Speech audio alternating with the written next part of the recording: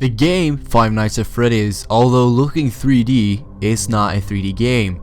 The game is essentially built by using a lot of pre-rendered GIFs and images that you can watch and interact with, similar to Final Fantasy VII. That's probably the reason why we aren't seeing mods that change the animatronics, because it would require rebuilding the whole interior in a 3D program, modeling and posing the new animatronic in every camera that the original animatronic is seen in, exported separately, and replace a lot of files. It is a shit ton of work. The bite of 87 was an incident briefly mentioned by the phone guy on the first night, which occurred in 1987 at Freddy Fazbear's Pizza. They used to be allowed to walk around during the day too, but then there was the bite of 87. Yeah. It's amazing that the human body can live without the frontal lobe, you know? This was an event in which an animatronic violently bit a customer on the head. The details are not given, but the attack allegedly caused the loss of the frontal lobe of the victim's brain.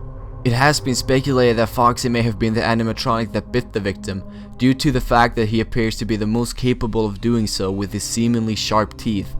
In Pirate's Cove, where Foxy dwells, there's a sign that reads, "Sorry, out of order." Foxy himself is in a state of despair, possibly meaning that after the incident, the attraction was closed and abandoned. Noticeably, Foxy's jaw seems to hang loosely, as if it were damaged through excessive force. Some others speculate that Freddy himself was responsible for the bite. On the posted rules in the East Hall, one of the rules listed states, "Don't touch Freddy." This rule may have been enacted after the bite. There's also 2 instances of faint handprints or hand-shaped impressions on Freddy's face, implying that someone may have been struggling against him in some way. The first game mentions the bite of 87 and the second games make no mention at all. So the bite must have happened during or after the events of the second game. There are 4 animatronics in the game: Freddy Fazbear, Bunny the Bunny, Chicky the Chicken, and then Foxy the Pirate. But there's also one more. There's no known name, but the community has given him the name Golden Freddy, but in the game files he's referred to as Yellow Bear.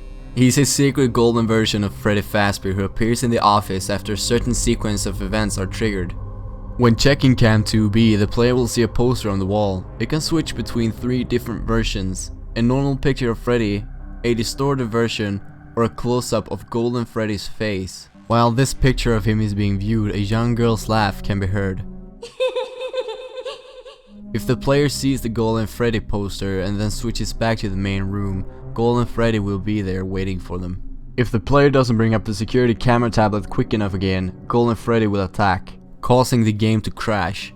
Golden Freddy's kill screen does exist on the mobile version of the game as well. However, it works in a very different way. The mobile version of the game does not have any hallucinations, and Golden Freddy will not crash the game, instead the game will freeze. Since Golden Freddy doesn't appear in the Android version of the game, the only way of encountering him is by entering 1987 in the custom night configuration screen, referring to the bite of 87. This will make Golden Freddy's kill screen appear instantly and then crash the game. This is not a bug, instead this was actually added by Scott himself to halt rumors about entering 1987 in the custom night configuration screen to acquire a supposed secret ending.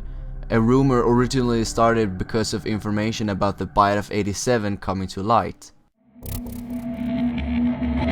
At some point in time there was a kidnapping that resulted in 5 children going missing. Initially, 2 children were missing on the 26th of June, but police later believed that there were 5 missing children related to the incident. An unnamed suspect was arrested for the crime, but the children's bodies were never found. According to the police, a man dressed up as one of the restaurant's mascots to lure the children away. Parents attending the pizzeria after the events of the kidnappings called police in a response to an appalling odor coming from the animatronics. They also reported seeing blood and mucus coming from the animatronics' faces, mainly around mouth and eyes. Some parents also referred to the smell as that of reanimated carcasses or rotting corpses. There are of course a lot of theories about this incident, as there aren't a lot of information about it said in the game itself, but rather as cut out paper clippings as I mentioned earlier. But the theory that is most known is that the 5 missing children's bodies is the reason why the animatronics smell like rotting corpses. The children's rotting corpses. The animatronics also make short human-like sounds.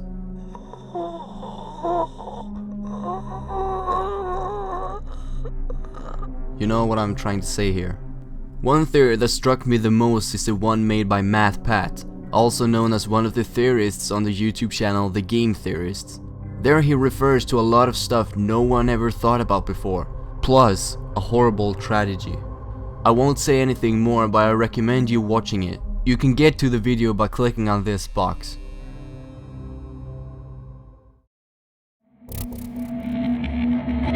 First of all, the second game is a prequel. Why, you say? Well, in the first game it mentions... they used to be allowed to walk around during the day, too. And in the second game it says... They even let them walk around during the day. Isn't that neat? You get more money in your paycheck in the first game than in the second, because inflation would make your minimum wage to go up. The check in the second game has the date of 11/12/87 on it. One of the calls in the second game mentions the name of the old diner, not pizzeria as the place where the first game takes place in. Instead, something like Fazbear's Family Diner, probably referring to another even older Freddy Fazbear's restaurant. The call on night 6 mentions that someone has stolen or used a Golden Freddy outfit, or at least a yellow one. Also, the cops are beginning an investigation by night 4 or 5. This is most probably a big reference to the missing children incident, as the phone guy mentions a lot about rumors. Oh hey, before I go, I wanted to ease your mind about any rumors you might have heard lately. You know how these local stories come and go and seldom mean anything. I can personally assure you that whatever is going on out there, however tragic it may be, has nothing to do with our establishment. It's just all rumor and speculation, people trying to make a buck, you know. Okay, so just to update you, there's been somewhat of an investigation going on. We may end up having to close for a few days, I don't know. I want to emphasize, though, that it's really just a precaution. Fazbear Entertainment denies any wrongdoing. These things happen sometimes. You are not the same guy in night 6 and 7 in the second game. That was really fucking stupid, I'm sorry. The player in the second game could have been the one who received the bite. During his last shift on night 6, the phone guy tells him that he should be working on the restaurant's last event, a birthday party, on the next day. The phone guy also tells the player to stay close to the animatronics and make sure they don't hurt anyone during the birthday party. A Reddit user named 2001 did a little bit of research and found something interesting. The guard's name in the second game is Jeremy Fitzgerald. Jeremy Fitzgerald is actually a real-life stuntman. In 2011, he received a wound during the filming of the Avengers film. The wound scalded him, removing a portion of the front side of his head. Could these two events have something in common? A lot of people know about Five Nights at Freddy's, but sadly almost no one knows about Scott's other games or what inspired him to make Five Nights at Freddy's. Scott is a member of Hope Animation. Hope Animation is a project of Christian animators, programmers and designers who want to spread the teaching of Jesus and the Bible through the use of media, computer games and animation. In June 13th, 2011, Scott Cawthon just released the game The Pilgrim's Progress, the video game, but the reception were bad.